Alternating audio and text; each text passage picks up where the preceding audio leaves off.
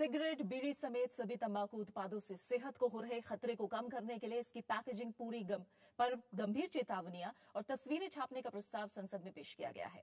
लोकसभा में सांसद वैजयंत जय पांडा ने शुक्रवार को इसी बाबत प्राइवेट मेंबर बिल पेश किया। इसे कई सांसदों का समर्थन मिला है।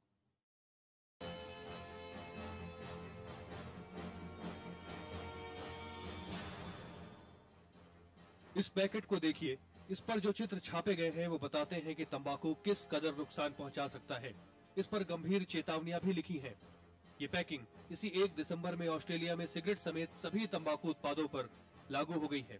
अब भारत में भी इसी तरह की मुहिम शुरू हुई है, जिसमें कई सांसद भी शामिल हैं।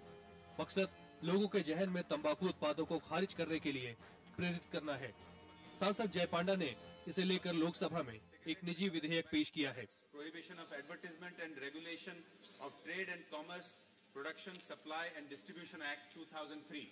रिपोर्टों के मुताबिक देश में 35% लोग किसी न किसी रूप में तंबाकू का सेवन करते हैं। तंबाकू से हर साल लगभग 10 लाख लोगों की जान चली जाती है। मेरे ख्याल में अगर इसको हम पास कर सकें या सरकार पर दबाव डालकर एक गवर्नमेंट रूल ला सकें, तो हमारा जो कोटपा कानून है ये ज्यादा स्ट्रेंथन होगा। वार्निंग पिक्टोरियल बढ़ेगा साइज में, ब्रांड का लोगो निकल जाएगा और प्लेन फॉन्ट में सिर्फ ब्रांड का नाम लिखा जाएगा।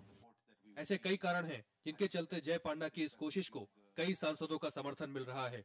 जो पैकेजिंग की मांग मेरे कलीग जय पांडा जी ने की है वो होनी ही चाहिए और हम सब उनके साथ खड़े रहेंगे और ये जल्द से जल्द इसका अमल होने के लिए कोशिश करेंगे।